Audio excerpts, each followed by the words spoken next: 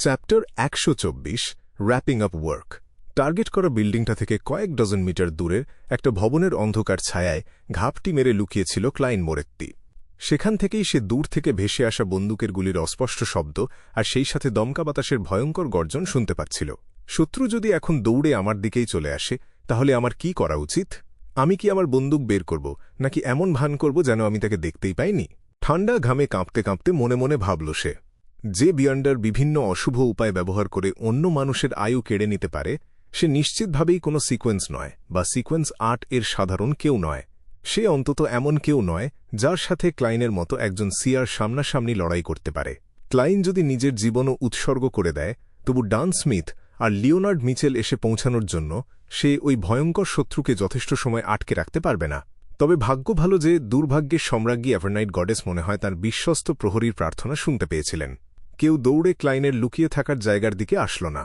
কয়েক মিনিট পর টার্গেট করা ওই বিল্ডিংটা থেকে বেশ সুর করে গাওয়া একটা গান ভেসে আসল তার কানে। ক্লাইন তার কানটাকে একটু ঘুরিয়ে আরও ভালো করে শোনার চেষ্টা করল।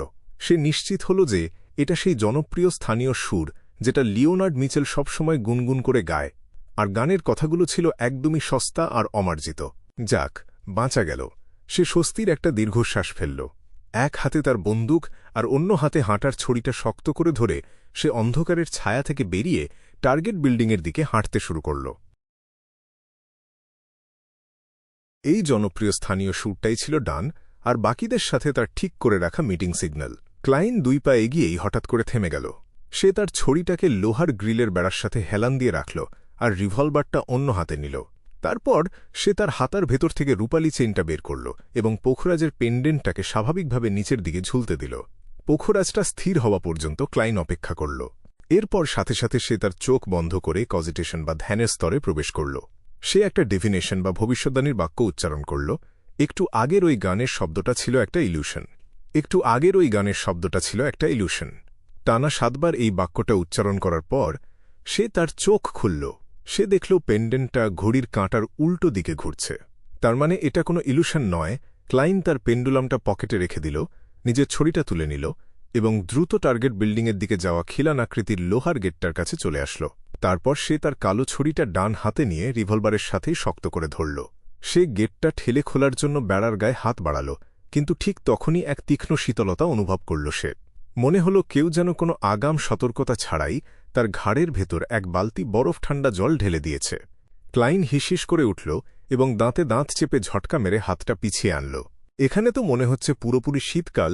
মৃদু তারার আলো আর দূরের ল্যাম্পপোস্টের আবছা আলোয় সে লোহার বেড়ার ফাঁক দিয়ে পেছনের বাগানের দিকে তাকাল।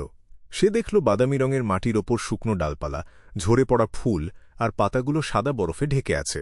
অসাধারণ। ক্লাইন মনে মনে মুগ্ধ হল। সে তার আঙুল বাঁকিয়ে নিজের ভ্রুর মাঝখানে টোকা দিয়ে স্পিরিট ভিশন অ্যাক্টিভেট করল। সে তার রূপার কারুকাজ করা ছড়িটা আবার বাঁ হাতে ফিরিয়ে নিল এবং বন্ধ গেটটা খোলার জন্য বেড়ার গায়ে ধাক্কা দিল। ক্যাঁচ করে একটা শব্দ করে গেটটা খুলল আর ক্লাইন পাশ ফিরে সেটার ভেতর দিয়ে ভেতরে ঢুকল। সে সরাসরি ধূসরনীল বিল্ডিংটার দিকে চলে যাওয়া পাথরের রাস্তার ওপর পা রাখল। রাস্তার দুই পাশে থাকা প্যাঁচানো গাছপালাগুলোকে অন্ধকারের ভেতর পিশাচের মতো দেখাচ্ছিল। এই দৃশ্যটা ক্লাইনকে বিভিন্ন ভূতের গল্প আর প্যারানর্মাল সিনেমার কথা মনে করিয়ে দিল। অবচেতনভাবেই সে তার শ্বাস-প্রশ্বাসের গতি কমিয়ে আনল এবং আরও দ্রুত পা চালাতে শুরু করল। কিন্তু আর মাত্র কয়েক পা ফেলার পরই হঠাৎ করে কেউ একজন তার বাঁ কাঁধে টোকা দিল। ধুক ধুক। ক্লাইনের হৃৎপিণ্ডটা যেন এক মুহূর্তের জন্য থেমে গেল, তারপরই খুব দ্রুত লাফাতে শুরু করল। সে তার ডান হাতটা তুলল, রিভলভারটা তাক করল এবং খুব ধীরে ধীরে পেছনে ফিরে তাকাল।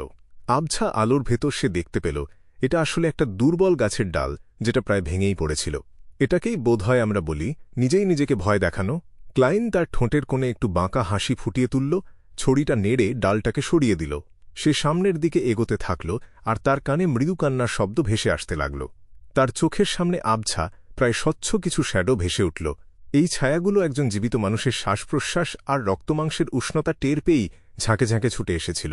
ক্লাইন ভয়ে লাফিয়ে উঠল এবং সাথে সাথে দৌড়ে ধূসর নীল বিল্ডিংটার দরজার ভেতর ঢুকে পড়ল। তাহলে ক্যাপ্টেন পরিবেশের একটা ধারণা নেয়া বলতে এটাই বুঝিয়েছিলেন?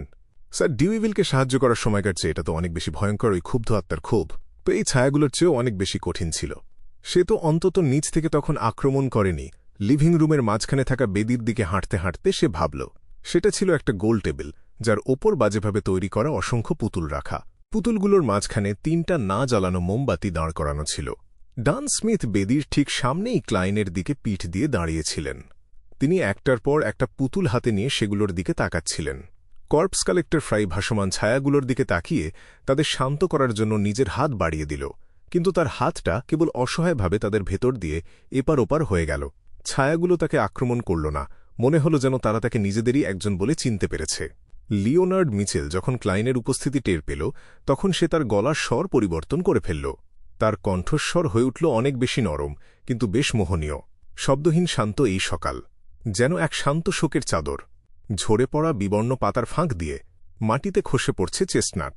কবিতার এই প্রশান্তিময় উচ্চারণের ভেতর দিয়ে ক্লাইন যেন দেখতে পেল একটা স্বচ্ছ হ্রদ, যেখানে চাঁদের আলো প্রতিফলিত হচ্ছে, আর আকাশের অনেক ওপরে একটা লাল রঙের চাঁদ শান্তভাবে ঝুলে আছে। রেস্টলেস শ্যাডোজ শান্ত হয়ে গেল। তারা তাদের মাঝে থাকা জীবিত নাইটহকদের উষ্ণ শ্বাস-প্রশ্বাসের পেছনে ধাওয়া করা বন্ধ করে দিল। ডান তার হাতে থাকা পুতুলটা নিচে নামিয়ে রাখলেন, ঘুরে দাঁড়ালেন এবং ক্লাইনকে বললেন, এটা একটা ভয়ঙ্কর অভিশাপের অনুষ্ঠান। ভাগ্য ভালো যে আমরা ইতোমধ্যেই এটা ধ্বংস করে ফেলেছি। প্রথমে বাকি আত্মাদের শান্ত করার জন্য একটা রিচুয়ালের প্রস্তুতি নাও, তারপর মৃতদের আত্মাদের সাথে যোগাযোগ করার চেষ্টা করো। দেখো তাদের কাছ থেকে তুমি কোনো ক্লু বের করতে পারো কিনা। ক্লাইন, যে এতক্ষণে বুঝতে পেরেছিল যে সে আর তাদের জন্য কোনো বোঝা নয়, সাথে সাথে বুক ফুলিয়ে বলল, জি ক্যাপ্টেন। সে কয়েক পা ফেলেই বেদির কাছে পৌঁছে গেল এবং হাত বাড়িয়ে গোল টেবিল থেকে পুতুলগুলোকে সরিয়ে দিল। ঠিক সেই মুহূর্তে সে তার চোখের কোণ দিয়ে খেয়াল করল যে প্রত্যেকটা পুতুলের গায়ে একটা করে নাম এবং সেই সাথে একটা বার্তা লেখা আছে। ক্যাপ্টেন, আপনি কি পরিচিত কাউকে খুঁজে পেয়েছেন? ক্লাইন কাজ করতে করতেই জিজ্ঞেস করল। তারপর সে ডানের দিকে তাকাল, আর ডানও তার দিকে তাকিয়েছিলেন। দুজনেই একেবারে চুপ হয়ে গেলেন। আমিও না একটা গাধা, আমি কেন এমন কোনো প্রশ্ন করতে গেলাম যেটা ক্যাপ্টেনের স্মৃতিশক্তি পরীক্ষা করে? ক্লাইন প্রায় নিজের মুখ ঢেকে একটা দীর্ঘশ্বাস ফেলল। যদি অন্য কোনো বশ হতো, তাহলে তারা নিশ্চিতভাবেই এই সুযোগ কাজে লাগিয়ে আমার জীবনটা অতিষ্ঠ করে তুলত। ভাগ্যিস ক্যাপ্টেন ব্যাপারটা ভুলে যাবেন কে জানে, এটা কি কোনো সুবিধা নাকি অসুবিধা। সে অর্ধেক খুশি আর অর্ধেক মজা করেই মনে মনে ভাবল। কিছুক্ষণ নীরব থাকার পর ডান মনে হয় অবশেষে স্বপ্নজগৎ থেকে বাস্তবতাকে আলাদা করতে পারলেন। তিনি উত্তর দিলেন, এখানে এমন একজন আছে যাকে তুমি চেনো। কে? ক্লাইন থেমে গেল। তার হাতটা তখনও একটা মোমবাতি আগের জায়গায় ফিরিয়ে রাখার জন্য প্রসারিত হয়েছিল। জয়েস মেয়ার, আলফালফা ট্র্যাজেডির একজন সার্ভাইভার। ডান খুব সহজভাবে উত্তর দিলেন, জয়েস মেয়ার। আনার ফিয়াঁসে ক্লাইনের হঠাৎ করে ওয়ার্কহাউসের সেই সালুসের কথা মনে পড়ে গেল। তাকে মনে হয় কেউ একজন উসকে দিয়েছিল এবং ভুল পথে পরিচালিত করেছিল, যার ফলে সে তার ভেতরের ক্ষোভটা প্রকাশ করে এবং আগুন লাগানোর মতো অপরাধ করে বসে। ক্লাইন তার ডান হাতটা গুটিয়ে নিল এবং গম্ভীর গলায় বলল, ইনস্টিগেটর ট্রিস। সে কি অকালে ঝরে যাওয়া জীবনগুলোকে বলি হিসেবে ব্যবহার করে আলফালফা ট্র্যাজেডির সকল বেঁচে যাওয়া মানুষকে অভিশাপ দেওয়ার পরিকল্পনা করেছিল? কারণ সে জানত না যে কে তার জড়িত থাকার ব্যাপারটা ফাঁস করে দিয়ে পুলিশের কাছে রিপোর্ট করেছিল। ট্রিস যদি সরাসরি প্রতিশোধ নিত, তাহলে পুরো টিঙ্গেন শহর জুড়ে ছড়িয়ে থাকা সব টার্গেটকে একসাথে শেষ করে দেয়া তার পক্ষে অসম্ভব হতো। 2 বা 3টা খুনের পরই নাইটহক, ম্যান্ডেটেড পানিশার্স আর মেশিনারি হাইভমাইন্ডের নজরে পড়ে যেত সে। তখন সে তার এই খুনের নেশা চালিয়ে যাওয়ার সুযোগটাই হারিয়ে ফেলত। ক্লাইন নিজেই ট্রিসের এই সব কিছু শুরু করার পেছনের শূন্যস্থানগুলো পূরণ করে নিল। ডান প্রথমে মাথা নাড়লেন, তারপর আবার মাথা এপাশোপাশ করে না করলেন। সব সার্ভাইভার নয়, শুধুমাত্র টিঙ্গেন শহরে থাকা সার্ভাইভারদের। তার এই অভিশাপের রিচুয়াল শুধু এই সীমানার ভেতরের মানুষদের ওপরই প্রভাব ফেলতে পারে। তাছাড়া এই রিচুয়ালের মূল আয়োজক একজন নারী, ট্রিস নয়। ক্লাইন তার ভ্রু কুঁচকে জিজ্ঞেস করল, হয়তো থিওসফি অর্ডার ট্রিসকে সাহায্য করার জন্য কোনো এক্সপার্ট পাঠিয়েছে? হ্যাঁ, থিওসফি অর্ডারের উৎপত্তির সাথে হয়তো ডেমোনেস সেক্টের কোনো সম্পর্ক আছে, তাই তাদের এক্সপার্টরা নারী হওয়াটা বেশ স্বাভাবিক। ডান হাসলেন এবং তার গম্ভীর গলায় বললেন, আমি তোমার এই চিন্তার সাথে একমত। যদিও আমরা ট্রিসের বদলে শুধু ওই নারীকেই দেখেছি, তবুও আমরা কিছু অনুমান তো করতেই পারি। যেমন ওই নারী আর ট্রিস হয়তো একসাথে থাকে না, অথবা ট্রিস হয়তো বাইরে এমন মানুষদের খুঁজছিল যারা খুব জলদি মারা যাবে। ক্লাইন আর কিছু বলল না। সে 3টা মোমবাতি ঠিকমতো বসাল, ফুলমুন এসেন্স অয়েল, লাল চন্দন কাঠ এবং অন্যান্য উপকরণ বের করে খুব দ্রুত বেদিটা সাজিয়ে ফেলল। একটা রূপার ড্যাগার ব্যবহার করে সিল করা দেয়াল তৈরি করার পর সে অ্যাভারনাইট গডেস, বিশ্রামের এবং নীরবতার মালকিনের কাছে প্রার্থনা শুরু করল। সে প্রার্থনা করল যাতে ঘরের ভেতরের এবং বাইরের সব ছায়া পুরোপুরি শান্ত হয়ে যায়। দুর্ভাগ্যবশত এরপর মৃত আত্মাদের সাথে যোগাযোগ করার চেষ্টায় ক্লাইন খুব সামান্যই দেখতে পেল। আত্মারা মারা যাওয়ার আগে ঠিক যা যা দেখেছিল তার খুব সামান্য অংশই সে দেখতে পেল। সেখানে দরকারি কোনো ক্লু ছিল না। রাতের অন্ধকারে ছায়াগুলোকে শান্তিতে ঘুম পাড়ানোর পর সে তার রিচুয়াল শেষ করল এবং স্পিরিচুয়ালিটি ওয়াল সরিয়ে নিল। তারপর সে মাথা নেড়ে অন্যদের বলল, মাঝপথে রিচুয়ালটা ভেঙে দেওয়ার কারণে যে তীব্র প্রতিক্রিয়া তৈরি হয়েছিল তার ফলে আয়োজকের রেখে যাওয়া ছবিগুলো হারিয়ে গেছে। ডান এতে মোটেও অবাক হলেন না। তিনি সিঁড়ির দিকে আঙুল দেখিয়ে বললেন, চলো আমরা দোতলায় একটু খুঁজে দেখি। আরেকবার চেষ্টা করে দেখতে দোষ কি? ঠিক আছে। ক্লাইন, লিওনার্ড এবং ফ্রাই সম্মতি জানিয়ে মাথা নাড়ল। তিনজন নাইটহক সিঁড়ি বেয়ে দোতলায় উঠল এবং আলাদা হয়ে প্রতিটা রুম খুঁজতে শুরু করল। শেষমেশ তারা একটা বেডরুমে এসে জড়ো হল যে ঘরটায় মৃদু একটা সুবাস ছড়িয়েছিল। তারা দেখল ঘরের ভেতর এলোমেলো সব ড্রেস ছড়ানো ছিটানো আর কিছু খোলা বাক্স পড়ে আছে। ডান ড্রেসিং টেবিল থেকে একটা বাক্স তুলে নিলেন এবং ঘ্রাণ শুকে জিজ্ঞেস করলেন, এগুলো কি কসমেটিক্স? আরও নির্দিষ্ট করে বললে, এগুলো স্কিন কেয়ার প্রোডাক্টস। সম্রাট রোজেল গুস্তাভের আমল থেকে এগুলোকে আর ঢালাওভাবে একটা সাধারণ নামের নিচে ফেলে রাখা হয় না, লিওনার্ড হাসিমুখে ব্যাখ্যা করল। ক্যাপ্টেন, একজন ভদ্রলোক হিসাবে কিছু জিনিস আপনার জেনে রাখা উচিত। ক্লাইন তাদের এই আলোচনায় যোগ দিল না, বরং ড্রেসিং টেবিলের ওপরে রাখা আয়নাটার দিকে তার দৃষ্টি নিবদ্ধ করল। আয়নাটার গায়ে স্পষ্ট ফাটল ধরা ছিল আর নিচের গালিচার ওপর ভাঙা কাঁচের টুকরো ছড়িয়ে ছিটিয়েছিল। বিয়ন্ডার খুব তাড়াহুড়ো করে এখান থেকে পালিয়েছে। সে এটাকে পুরোপুরি ধ্বংস করে দিয়ে যায়নি। হঠাৎ সে গম্ভীর গলায় বলে উঠল, আমি হয়তো এটা দিয়ে একবার চেষ্টা করে দেখতে পারি। আমি ব্যাপারটা তোমার ওপরই ছেড়ে দিলাম। ডান বেশ আস্থার সাথেই উত্তর দিলেন। ক্লাইন দ্রুত নিচতলা থেকে মোমবাতিগুলো নিয়ে আসলো এবং ভাঙা আয়নাটার সামনে সেগুলো জ্বালাল।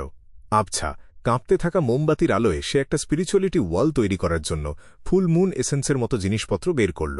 সবকিছু প্রস্তুত করার পর ক্লাইন আয়নাটার সামনে দাঁড়াল। আয়নায় তখন 3টা মোমবাতির আলোই প্রতিফলিত হচ্ছিল। সে হার্মিস ভাষায় মন্ত্র জপতে শুরু করল। আমি অন্ধকারের শক্তির কাছে প্রার্থনা করছি। আমি রহস্যের শক্তির কাছে প্রার্থনা করছি। আমি দেবীর করুণা আর ভালোবাসার কাছে প্রার্থনা করছি। আমি প্রার্থনা করছি যেন আয়নাটা কিছুক্ষণের জন্য আগের অবস্থায় ফিরে যায়। আমি প্রার্থনা করছি যেন গত 1 মাসে এই আয়নায় যার যার প্রতিচ্ছবি পড়েছে সে তাদের সবাইকে দেখায়। মন্ত্র পড়ার সাথে সাথেই আধ্যাত্মিক দেয়ালটার ভেতরে হঠাৎ করে প্রচণ্ড বেগে বাতাস গর্জন করে উঠল। গালিচায় পড়ে থাকা ভাঙা কাঁচের টুকরোগুলো ঘুরতে ঘুরতে মাটি থেকে উপরে উঠে আসলো এবং তাদের আগের জায়গায় ফিরে গেল। ফাটল ধরা আয়নাটার বুকে হঠাৎ করে বিষণ্ণ একটা দীপ্তি ছড়িয়ে পড়ল। ক্লাইন সেটার ওপর নিজের হাতটা বোলাতেই ফ্রেমে একটা মানুষের অবয়ব ভেসে উঠল। তবে সেই অবয়বটা ক্লাইনের ছিল না। সে ছিল এক শান্ত আর মিষ্টি চেহারার গোলগাল মুখের ইয়াং মেইডেন ইন মিরর। হয়তো আয়নাটা ভাঙা ছিল বলে, অথবা মাঝপথে রিচুয়াল ভেঙে দেওয়ার ফলে দোতলায় যে প্রভাব পড়েছিল তার কারণে মেয়েটার মুখের আদল বেশ ঘোলাটে দেখাচ্ছিল। তার আসল চেহারাটা খুব একটা স্পষ্ট ছিল না, কিন্তু তা সত্ত্বেও ক্লাইনের কাছে মানুষটাকে অস্বাভাবিক রকমের চেনা চেনা মনে হল।